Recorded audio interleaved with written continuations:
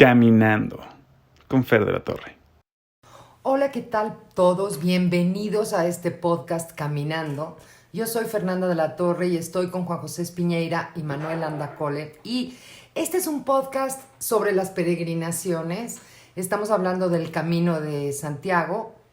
Para los que no lo hayan hecho como yo, creo que es algo muy valioso y interesante porque es más que hacer turismo, es toda una aventura espiritual, por lo que nos comentan Juan José y Manuel. Y bueno, los invitamos también a seguirnos si tienen preguntas o comentarios en las redes sociales. Es Twitter, @caminando_pc, Facebook Caminando y en YouTube Peregrinos Caminando. Y bueno, ya sin darle más vueltas, Juan José, muy bienvenido al podcast Caminando. Hola Fer, buenos días Manuel. Así es, este es ya nuestro tercer podcast el día de hoy. ¿Cuarto? Bueno, no sé. No.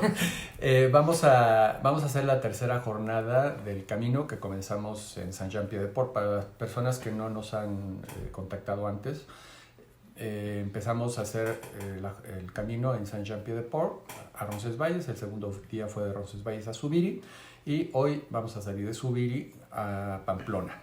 Va a ser una jornada de 22 kilómetros.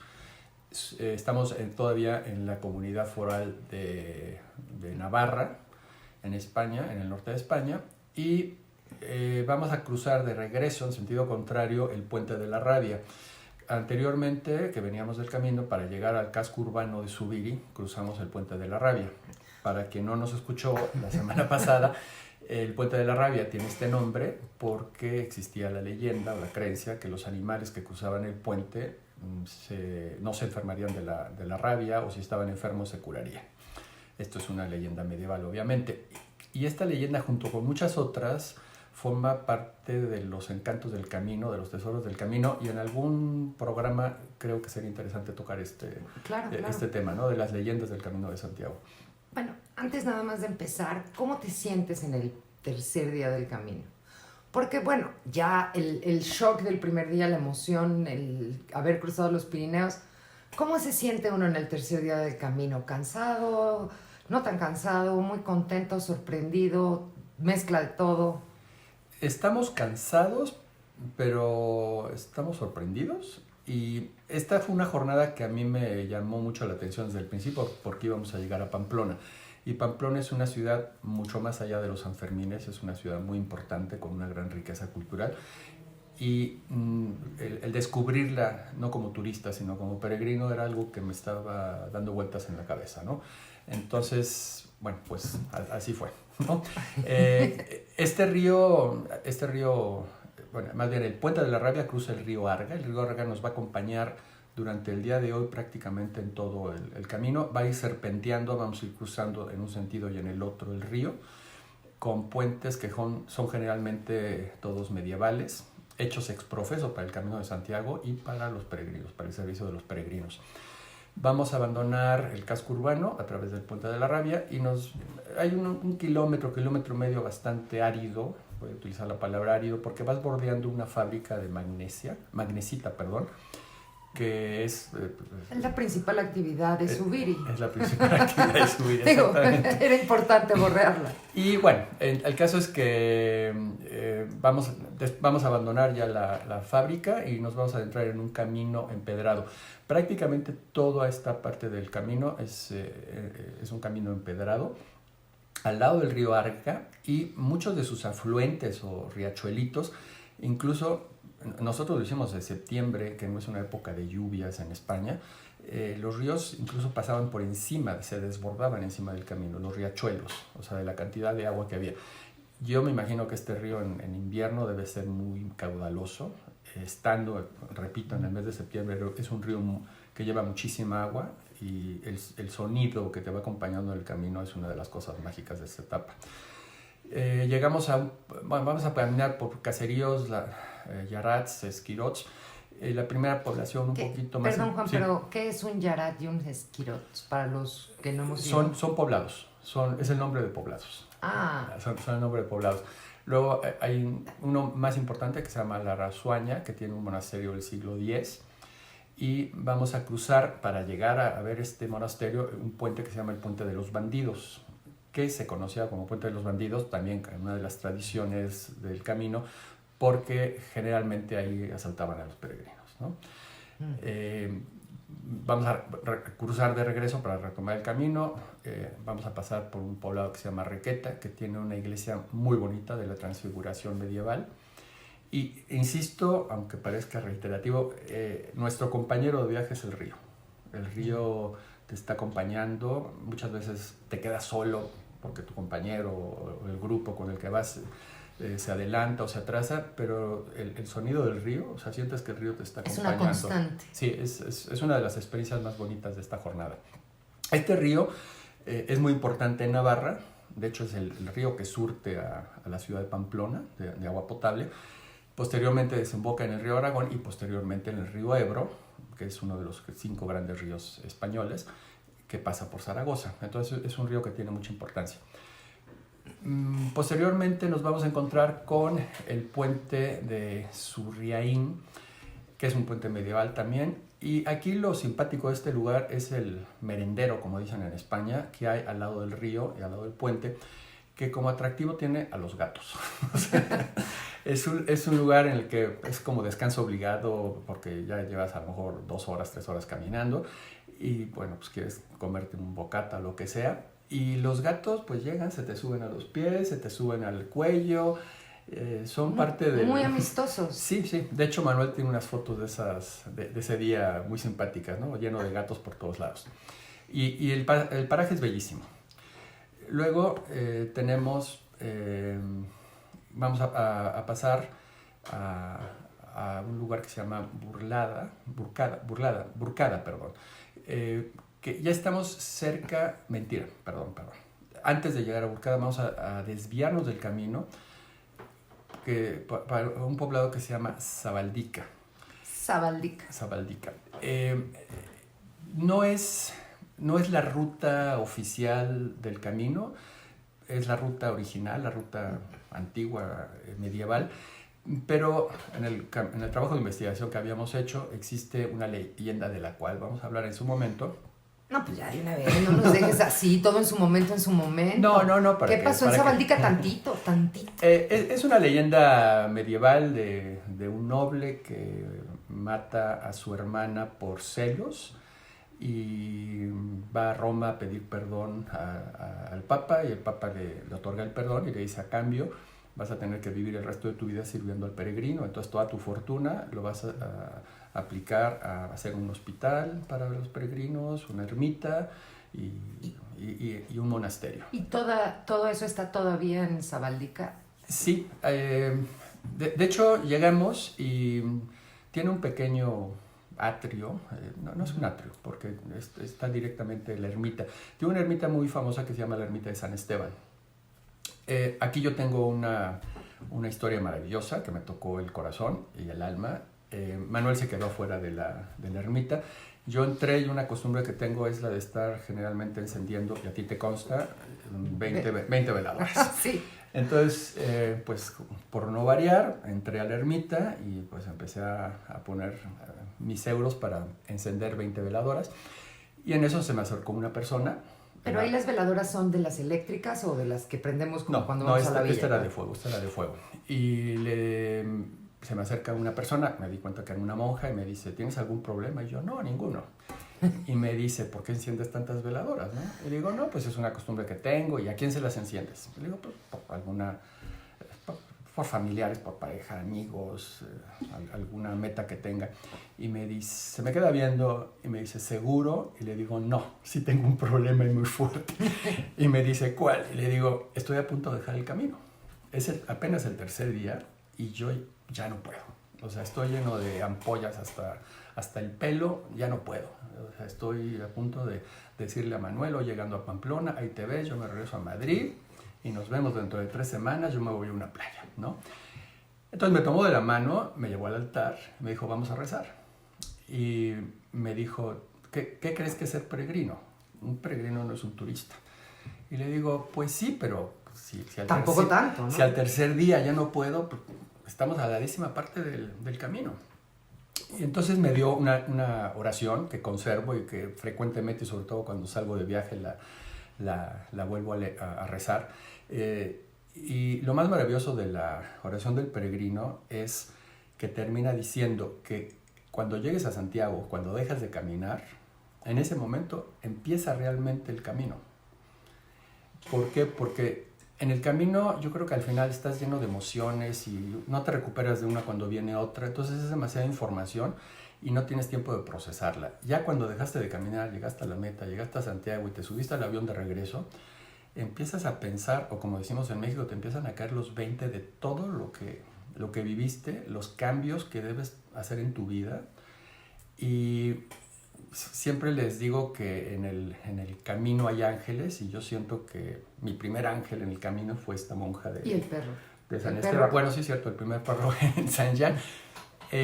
Pero me dijo, o sea, ¿cuál es tu problema? Le digo, no, pues las ampollas, el cansancio. Me dice, bueno, pues eso es el peregrino. Un peregrino sin ampollas no es peregrino, un peregrino que no está cansado no es peregrino, y tal. Entonces ya con ese cambio de mentalidad salimos de la ermita y nos sugirió, ella fue la que nos sugirió, váyase por el camino original, por el camino viejo.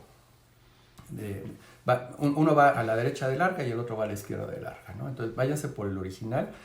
Está muy despoblado, o sea, por ejemplo, pasas por un señorío que le llaman el señorío de Arrieta, que está en ruinas, una ermita que todavía la puedes visitar, de la Trinidad de Arre, pero es el camino original. Lo que decíamos el otro día, que de repente hay opciones para ir por un lado o por el otro. Nada más, no me quedó muy claro. En esa ermita donde tuviste el encuentro con la monja, ¿esa ermita es original, sí, medieval, sí, del señor ¿cómo se llamaba? Que le dijo el Papa... No tengo ahorita el nombre. Bueno, pero del señor que tenía que dedicar el resto de su vida al servicio del peregrino. Y qué casualidad que ahora hay una monja y que ella se haya puesto de servicio del peregrino contigo, ¿no? O sea, como que se quedó impregnada esta tradición milenaria. ¡Qué maravilla! Así es. Es un buen punto. No había pensado en eso, pero sí, así es. La llegada a Pamplona es una llegada de estas que se hacen de rogar, porque Pamplona es una ciudad muy grande y cuando tú ya empiezas a ver construcciones dices, ya llegué a Pamplona, pero no, yo creo que todavía te faltan 2 horas para llegar a Pamplona, porque tiene una zona conurbada muy grande. Prácticamente entras a la zona urbana de Pamplona a través de un poblado que se llama Burcada, que tiene un puente medieval muy bonito de la Madalena, que tiene unas cascadas increíbles. Y bueno, pues ya entramos a Pamplona. Pamplona es una ciudad medieval. Bueno, mentira, es una ciudad fundada por los vascones, pero la fundación es de hecho romana en el año 74 por Pompeyo, pero todas las construcciones son básicamente medievales o posteriores. Ahí casi no hay nada romano que tú puedas apreciar. Vas bordeando el foso de las murallas de la antigua ciudad y pasas por el Portal de Francia, y esta ciudad fue capital del Reino de Navarra. El Reino de Navarra es de los reinos cristianos que existían en el norte de España. Hasta el siglo XVI, Fernando de Aragón, o Fernando el Católico, en ese momento forma parte de la corona de Aragón y posteriormente de la de Castilla-Aragón. Algo muy importante de esta ciudad es que creo que no lo hemos tocado. El norte de España era una zona muy despoblada. Entonces, de nada servía que tú conquistaras una ciudad como cristiano si no tenías población para que se quedaran y defendieran. Entonces, mucho del norte de España fue poblada en la Edad Media, a petición de los reyes cristianos, por francos, por pueblos franceses. Y tú lo ves en el camino, que de repente te encuentras lugares como Villafranca del Bierzo. Villafranca significa la villa francés, o Villafranca de Montes de Oca, ¿no? Entonces, es una ciudad que está poblada en gran medida por estos pueblos francos. Forma parte del País Vasco, o sea, su origen es de los pueblos vascones. Iruña, ¿no? Exactamente. Iruña, otros dicen que es Iruñea. Pero bueno, en euskera creo que quedamos tranquilos y decimos Iruña. Iruña, así es. Y bueno, pues muy cansados, llegamos a Pamplona Y si tienes ánimos, es una ciudad maravillosa. Si tienes ánimos y tienes tiempo para verla, ¿no? No hemos hablado de la parte gastronómica. ¿Llegaste a probar algún platillo que te haya sorprendido en este trayecto, a lo mejor de Pamplona o en algún lugar chiquito, digo, como la Posada de los Gatos, algo así que hayas dicho, qué bien me sabe? Porque al final del día también está esto de la salsa de San Andrés, ¿no? Uh-huh. Que, bueno, es otra historia, la cuento rapidísimo, le pasó a Napoleón, que algún día estaba en una batalla, ¿no? Y después de la batalla en este lugar San Andrés pide algo de comer y le hacen un pollo, un caldo, y sabe Dios qué, que le sabe maravilloso, ¿no? Y entonces regresa meses después y pide el mismo platillo y ya no le sabe igual. Dice, no, pues es que le falta la salsa de San Andrés, ¿no? El cansancio, la batalla, haber ganado, todas estas emociones, ¿no? 3 días sin comer y ya llegas y probaste el caldo y dices, válgame, ¿no? Pero pues era también la salsa de San Andrés. Fíjate que yo no sé lo que diga Manuel. Yo no recuerdo así una comida en especial. Lo que sí me acuerdo, una vez una de mis hermanas me dijo, cuando llegues y estés muy cansado, cómete un chuletón con patatas, porque lo que necesitas es proteína, ¿no? No sé. ¿Tú, Manuel? Yo no sé si tenga tampoco uno en específico. Lo que sí, y qué bueno que lo mencionas, es importante que cada que llegas a una ciudad, bueno, no cada que llegas a una ciudad, sino cada que se termina una jornada, nosotros, hablando de nuestra experiencia, llegamos a la ciudad como a las 2, o sea, entre 2 y 3 de la tarde, imagínate. Para nuestros horarios, pues es la hora de la comida. Y estamos acostumbrados a que pues, cualquier lugar que venda comida en México está abierto desde que abre hasta que cierra, venden comida. Pero en España no, y menos en los pueblos a los que llegas, excepto si llegas a Logroño, Pamplona en este caso, o lo que sea, sí vas a encontrar lugares abiertos, pero llegas a pueblos en donde a las 2, 3 de la tarde no hay nada. O sea, no hay un bocadillo, no hay una ración de patatas, no hay nada.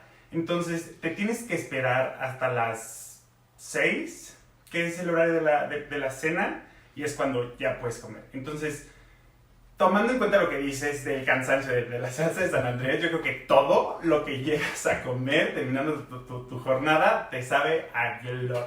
Sí, eso sí, a gloria. Pero, entonces, eso por una parte. Por el otro, llévense siempre algo en la mochila para que llegando al lugar pues, tengan algo que comer, un bocadillo, o sea, algo que les dé tiempo para la hora de la cena.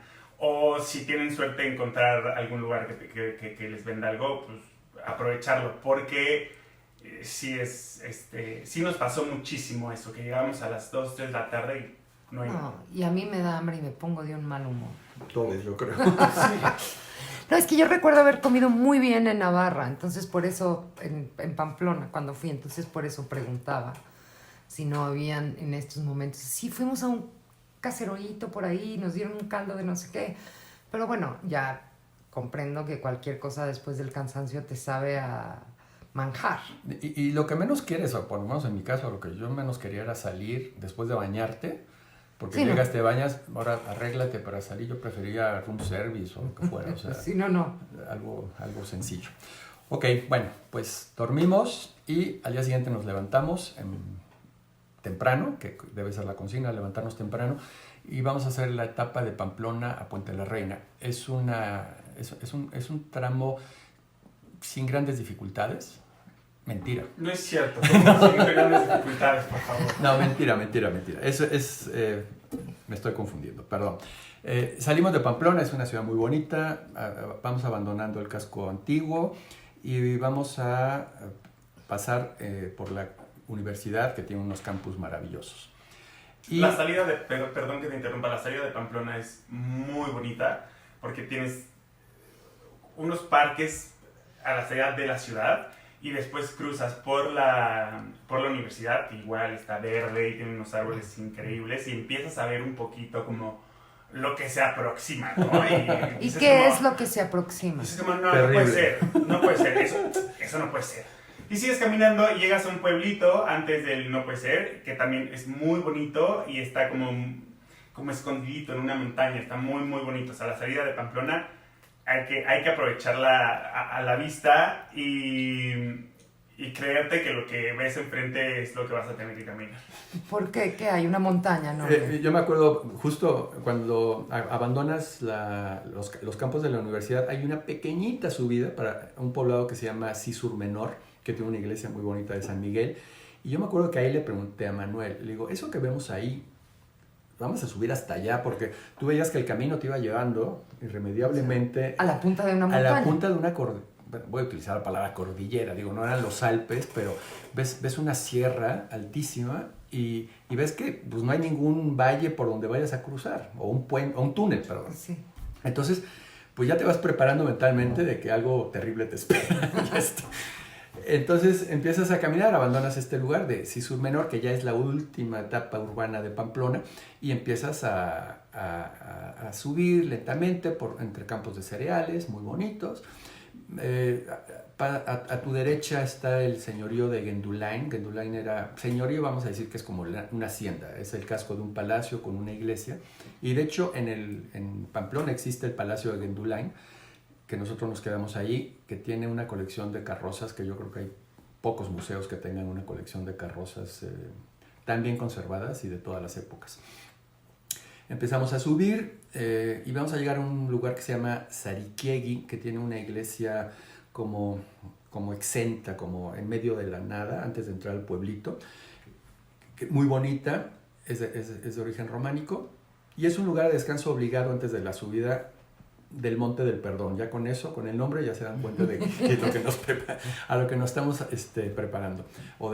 Entonces, antes de subir, hay un lugar que se llama la Fuente de Gambellacos o de la Reniega. Y esta es otra leyenda también del Camino de Santiago, en la que la tradición o la leyenda dice que un peregrino que se estaba muriendo de sed, se le aparece el demonio y le dice, si quieres agua, tienes que renunciar a tu fe y me vendes el alma y yo te doy agua, ¿no? El peregrino obviamente se resiste, dice no, y ya se está muriendo de sed. Y llegan los ángeles. Y llega Santiago Apóstol y toca una piedra y hace brotar una fuente, que es la fuente de la Reniega.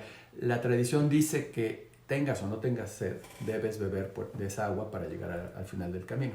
¿Sí? Entonces tengas o no tengas sed. Es esto que hablábamos el otro día, ¿no? De que si vas informado de todo lo que te vas a ir encontrando, a lo mejor ves la fuente y dices, qué bonita, pero no, si hay una tradición. Pues, y ni qué bonita, porque es una piedra del que le sale agua. Entonces, igual ni siquiera la ves, ¿sabes? Sí.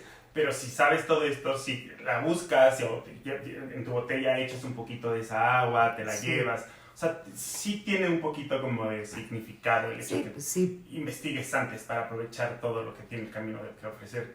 O sea, que no pases como turista, ¿no? Viendo, sacando fotos y ya. O sea, que vayas viviendo los espacios, los vayas entendiendo, ¿no?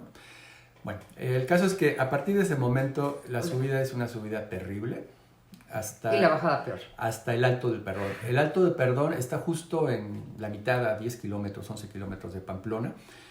Es una subida, voy a utilizar la palabra terrible porque así lo es. Recuerdo que en esta subida había un matrimonio, creo que era italiano, que iba con una bebita, porque habían prometido que si tenían el bebé subían hacían el camino. Y la niña feliz, era una niña preciosa, feliz, era una niña que tendría, no sé, un año, meses, no sé. Sí, pero la niña iba cargadita. Meses iba feliz porque te iba en el lomo del papá. Sí, claro, sí, pues sí. Y bueno, el caso es que llegas al Alto del Perdón. Aquí originalmente se conoce así porque estaba la Virgen del Perdón, había una basílica y un hospital del siglo XIII que fue destruido por Napoleón cuando las guerras de independencia. Y la Virgen que estaba la imagen de la Virgen que estaba en esta ermita está en un pueblo muy cercano que se llama Strain.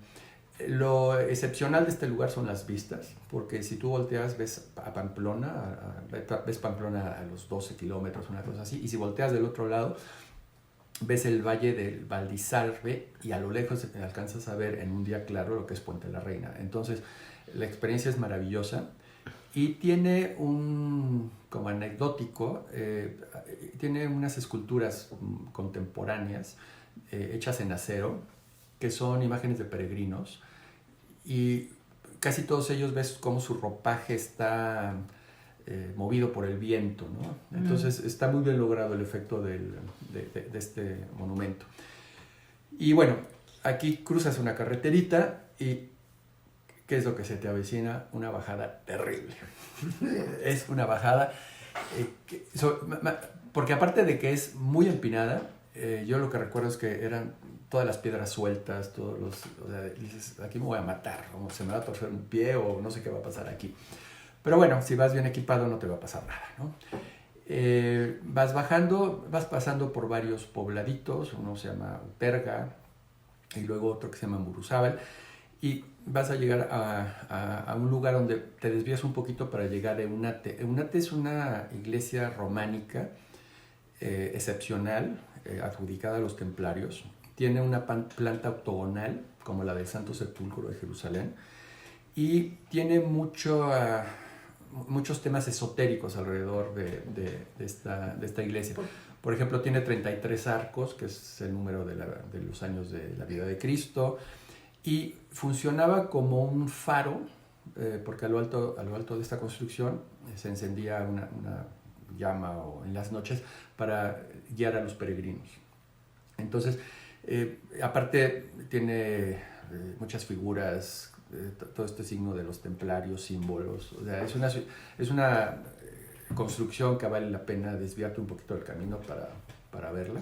¿Está después de esa bajada mortal? Sí, así es. Está casi antes de llegar a Puente de la Reina. Adelantito de Eunate está un lugar que se llama Obanos. Obanos es donde prácticamente se juntan los dos caminos. El camino que viene desde los Pirineos aragoneses, que entran por Somport, y el camino por el que nosotros venimos, que viene de Roncesvalles. Este lugar físico real donde se juntan los caminos se llama Obanos. Y finalmente vamos a llegar a Puente de la Reina. Puente de la Reina es una población maravillosa, bellísima. Yo recuerdo mucho la entrada. Son estas poblaciones que se desarrollan alrededor de una calle, ¿no? Bueno, una vía de comunicación en su época, no es una calle. Pero está llena de templos, de casas con escudos. O sea, es muy bonita. Y al fondo ves el arco que te va a comunicar al puente que cruza el río para llegar al otro lado de la ribera, y que sigue siendo el río Arga. O sea, el río Arga en toda la zona, seguimos en Navarra, entonces el río Arga sigue siendo nuestro compañero de viaje. Lo ves, luego lo pierdes y lo vuelves a ver. Y Puente de la Reina, me imagino, ¿se llama porque alguna reina pasó por ahí, se lo construyeron o...? Recordemos que el camino provoca o es el detonante de que empiece a haber muchísima obra civil. Obra civil son puentes, son carreteras, caminos, hospitales, iglesias, monasterios, todo este tipo de albergues. Entonces, yo no recuerdo ahorita el número, pero a lo mejor hemos cruzado, desde que salimos de Roncesvalles, a lo mejor hemos cruzado 10, 12 puentes románicos que siguen estando en pie y que fueron construidos precisamente para el paso de los peregrinos. Este puente, como dijiste, lo manda a construir Doña Mayor, esposa de Sancho el Mayor, en el siglo XI, y que es la reina la esposa consorte del rey de Navarra, del reino de Navarra. Y esta ciudad de Puente de la Reina es una ciudad que tiene una gran influencia también templaria, y también fue poblada por francos. O sea, la corona de Navarra llama a poblar, y posteriormente lo van a hacer incluso los de Castilla, porque como les decía anteriormente, Villafranca del Bierzo pues está en Castilla, o Villafranca de Montes de Oca está en Castilla. Entonces el Camino de Santiago sirve para poblar todas estas zonas que estaban despobladas, perdonando la redundancia, ¿no? Pues muy bien, y con esto cerramos el día de hoy, ¿o nos falta algo? Llegamos a Puente de la Reina, dormimos porque estamos muy cansados. Y hasta aquí la dejamos por hoy, y ya nos pueden seguir después de la salida de Puente de la Reina en el siguiente podcast. Así es. Bueno, por favor, cualquier duda, comentario, escríbanos, les vamos a contestar. Twitter, @caminando_pc, todo minúsculas. Facebook, Caminando, está muy fácil. y YouTube Peregrinos Caminando. Y tenemos un Gmail que es peregrinoscaminando@gmail.com. O sea que ya medios de comunicación tienen, ya casi nos falta el teléfono nada más. Los esperamos en el siguiente podcast y esperamos sus comentarios. Muchísimas gracias, Juan José Espiñeira, Manuel Andacole y yo, Fernanda de la Torre. Les deseo una gran semana. Buen camino. Buen camino. Buen camino.